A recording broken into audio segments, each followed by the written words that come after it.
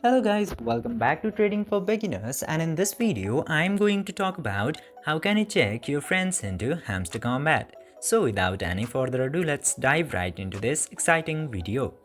Now, in order to do that, you just simply have to open your Telegram application and then open the Hamster Kombat.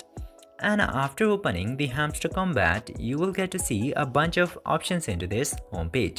Now you'll just simply have to select this friend section from the bottom bar. Simply tap into friend section and go to this page. Now into here, if you have any friends or if you have invited any of the friends, you will get to see into this list of your friends section. Now in my case, I haven't invited any friend into Hamster Kombat, so I don't have anybody to show you. But if you have, you can see it right here. I hope this video was informative for you.